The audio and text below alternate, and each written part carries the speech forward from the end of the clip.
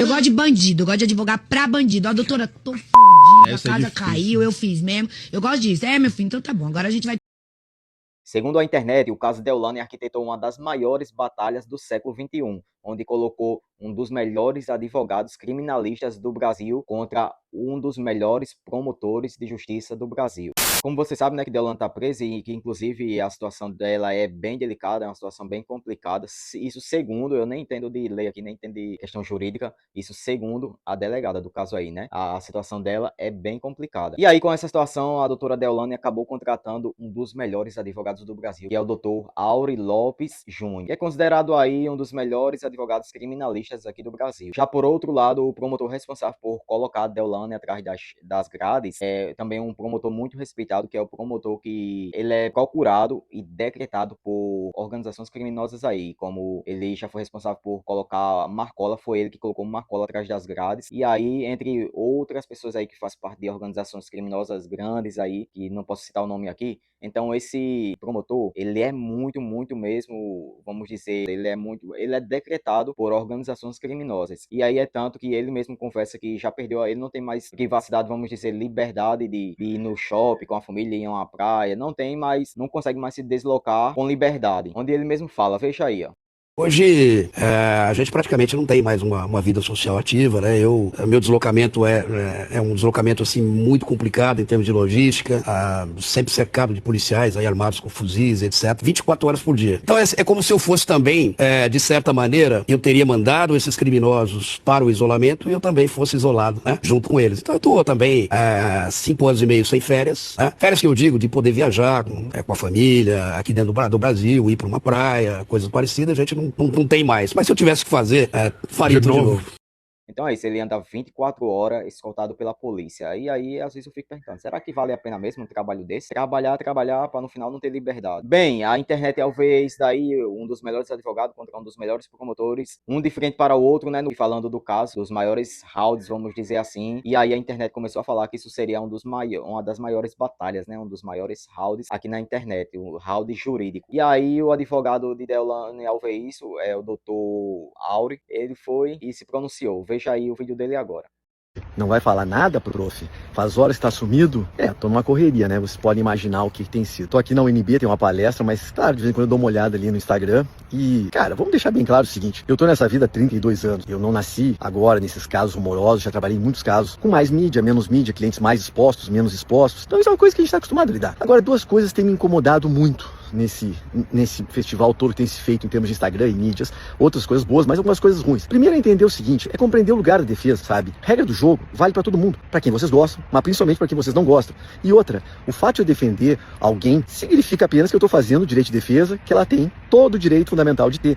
E mais, né? Não se pode confundir a figura do advogado com a figura do cliente, que é um outro erro crasso. E eu já cansei de defender, às vezes, pessoas acusadas de crimes muito graves, que eram defenestradas, e depois se absolveu, entendeu? Então, calma. Segundo ponto é respeitar quem tá trabalhando. Primeiro ponto, eu não achei legal muitas montagens que fizeram ali, do confronto da década, do século, nem sei de quantos anos é o confronto, eu e o promotor, doutor Gaquia. Amigão, eu tô fazendo meu trabalho, ele tá fazendo dele, ele é um cara competente, sério, tá nessa luta há muito tempo, a polícia também, todos aqui trabalhando.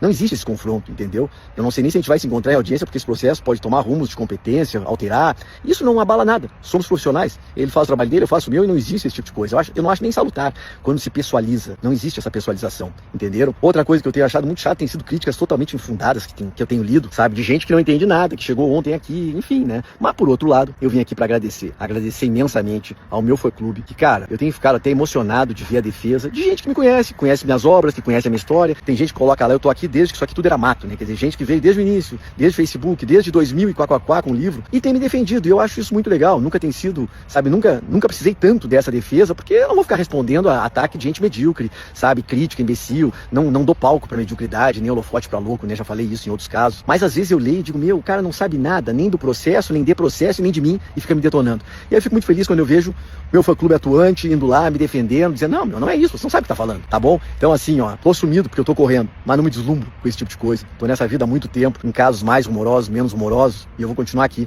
fazendo o que eu sei fazer, que é defesa. E mais, não esqueçam, ninguém tá livre de precisar de um advogado. Vamos respeitar. E após o depoimento do advogado aí, da doutora Deolane, a delegada envolvida no caso de Deolane também foi perguntada se Deolane conseguiria responder esse processo em liberdade e tal. E aí a delegada deu essa fala aí sobre esse caso. Veja aí. Pouquíssimas. Olha, acho que só se ela tivesse um terminal. Só se ela tivesse um terminal? Eu acho que seria uma das poucas razões para ela poder ter uma liberdade provisória. Ela está indiciada num dos crimes mais graves da nossa legislação, que é integrar organização criminosa armada e associação ao tráfico de drogas. É difícil a pessoa conseguir liberdade. É difícil. Para a polícia, não resta mais dúvida que ela é autora de lavagem de dinheiro e de integrar a organização criminosa armada. Quando o delegado indicia, o delegado está convicto, ele tem certeza. Quando o Ministério Público denunciar e o juiz aceitar, não tem mais razão para soltar. E além do mais, quem faz parte de organização criminosa armada tem pouquíssimas chances de ter uma liberdade provisória. Depois, novamente, o advogado veio a público e falou isso daí, olha.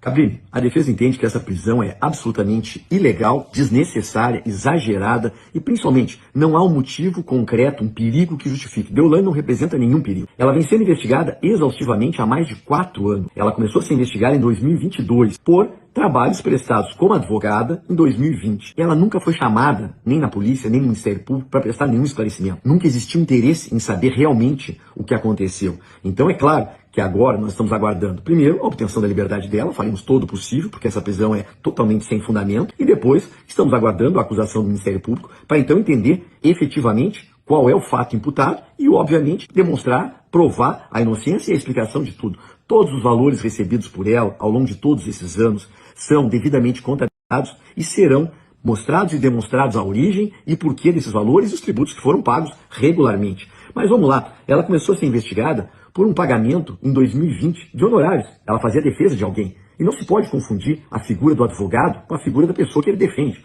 Então ela fazia a defesa dele e de várias pessoas, ela recebe os valores, esses valores foram declarados, ela nunca foi chamada a dar nenhuma explicação sobre isso, R$ 24.500 em 2020, ou seja, um valor perfeitamente justificado e adequado para o trabalho prestado. Depois nós temos outros depósitos fracionados, que são depósitos pagos também a título de honorários, ao longo de 3 anos, depósitos não identificados, o que era muito comum naquela época. Só que nunca a polícia chamou para a Deolane explicar, porque ela tem justificativa para o recebimento desses valores. A partir disso, se faz uma investigação e uma devassa na sua vida. Então, esse caso da Deolane tá bem complicado, porque ela tá sendo investigada por várias coisas. Onde esse MC que eu vou mostrar agora, que eu não conhecia, não conheço, começou a aparecer aqui pela internet fazendo fortes acusações contra a Deolane. E aí, isso repercutiu muito aqui pela internet e acabou pesando muito para o lado dela. Rapaziada, aqui a gente traz a verdade, não traz a mentira. Dentro do hotel teve uma briga com a Deolane, com o Kevin e com o Jader no quarto dela. Depois que teve essa briga no quarto dela, ele foi para o quarto dos moleques, que tava o Jonathan e o VK e a garota de programa. Chegando lá, o Kevin brigou com a Deolane dentro do quarto, brigou com o Jader, tá? O VK pulou pela Deolane. O Kevin tava querendo brigar ali com a Deolane deu um monte de tapa no Kevin, um monte de soco. Quando o Kevin tava na beira da janela ali, que eles estavam brigando ali, isso mostra no vídeo, que o VK empurra o Kevin. Então quem matou o Kevin foi a Deolane, foi o VK, foi o Jader, e foi o Gugu da GR6 que pediu, que mandou, que ordenou que a puta fosse pra lá, juntamente com a Deolane sabendo de tudo, pra apagar e silenciar o Kevin. Eu tenho prova, eu provo tudo. Quem matou o Kevin foi a Deolane, o Gugu, o Jader e o VK. Por que a Deolane pediu pra apagar as câmeras do hotel? Por que a Deolane pediu, pagou R$700 mil, fez o Pix? Eu tô com o comprovante do Pix que a Deolane fez pro gerente do hotel. R$700 mil foi feito pra apagar as câmeras do hotel. Porque tem envolvimento na morte do Kevin? Porque viram coisas que não era pra ver? Nitidamente, ele já tá caindo na sua casa, Deolane. Você mandou matar o Kevin, sim. Você mandou derrubar o Kevin, sim. Você mandou o VK empurrar ele lá de cima. Você estava tudo junto. A garota de programa estava junto com você. A sua casa tá caindo. Eu vou trazer tudo aqui pra rapaziada. Inclusive, eu tô em contato com o funcionário do hotel que vocês mandaram, que tem áudio seu com ele, que você pediu pra apagar as câmeras. Por que pediu pra apagar as câmeras do hotel? As câmeras que monitoram tudo, de monitoração de tudo do hotel. Por que mandou apagar as câmeras de monitoramento, hein? Sua safada sem vergonha. Sua casa tá caindo. Eu vou derrubar sua casa, Deolane. Você acabou.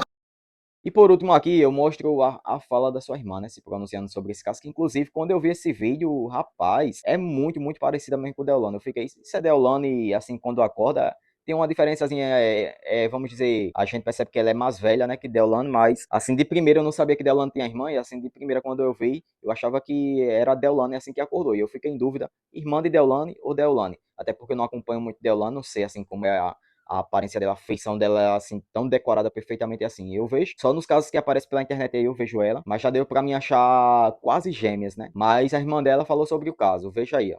Vocês vão se calar, OAB? Vocês não vão se posicionar? Vocês vão ouvir que um advogado pode ser preso pedagogicamente? As prerrogativas não vão falar nada? Não tem mais presunção de inocência? Não tem mais a liberdade do exercício profissional? Nós não vamos mais poder defender um cliente? Que nós vamos ser confundidos com criminosos também? A ditadura voltou? A ditadura voltou? Quando a prisão vira um discurso pedagógico, o direito perde espaço para o espetáculo. Parem de espetacularizar a prisão da Deolane. São anos de eleição, são tempos sombrios. E digo mais, talvez a próxima presa pedagógica seja eu. Não se fala em outra coisa nesse país, nas mídias, nos meios eletrônicos. Acabou todos os escândalos políticos. E só existe uma prisão pedagógica de uma advogada que recebeu R$ 24.500 em 2020 no exercício da sua profissão. E o nosso órgão de classe se cala a esse absurdo. E é isso, agora eu quero saber a sua opinião sobre esse caso de Deolane. Você acha que Deolane é inocente? Você acha que, como eu sempre pergunto, né? Se isso não passa de perseguição contra a Deolane? Enfim, o que você realmente acha desse caso aí? Se Deolane realmente teria mandado acabar com a vida de MC Kevin, que era seu companheiro de jornada, ou se realmente isso é só conversa, só boatos, coisas para incriminar a Deolane, para derrubar ela. Enfim, deixa a sua opinião aqui nos comentários. Não se esqueça de apoiar aqui o canal, dê um like nesse vídeo, se inscreva no canal e ative o sino de notificações. Tamo junto, até o próximo vídeo.